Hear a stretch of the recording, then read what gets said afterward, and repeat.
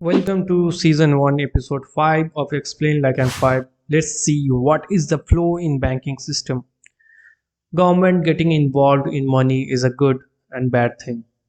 It's a good thing because money gives life to economy and it makes sense that government manipulates supply of it, but it has short and long term consequences.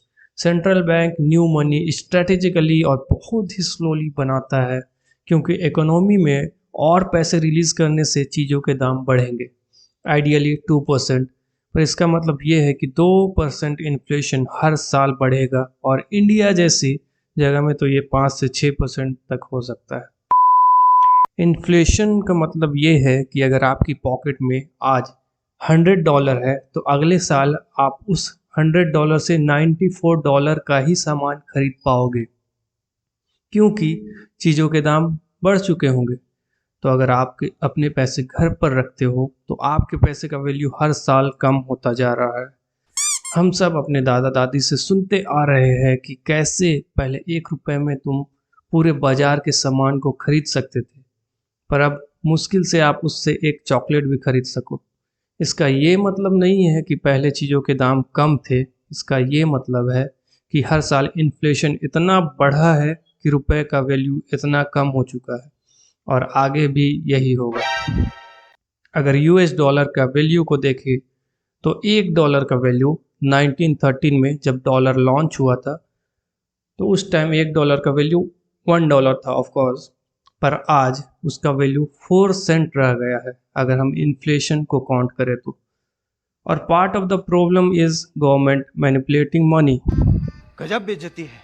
हम अपने पैसे banks में रखते हैं, जब भी bank ज़रूरत हो तो हम उसे यूज़ कर सकते हैं। बैंक्स हमारे पैसों का रखवाला है, right?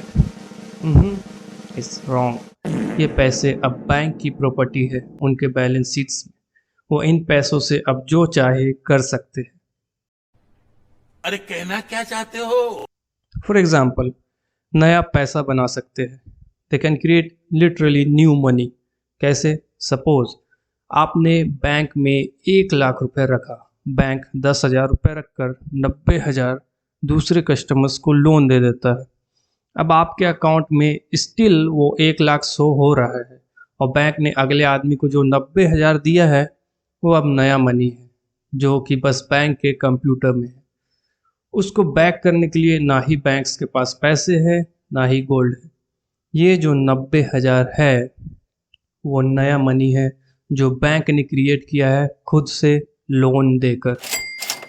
For example, in UK 97% of currency जो सर्कुलेशन में है वो एक्चुअली एग्जिस्ट करता ही नहीं है, वो बस कंप्यूटर्स में है जो कि लिखे हुए बस नंबर्स है। यही नहीं, अभी और सुनिए।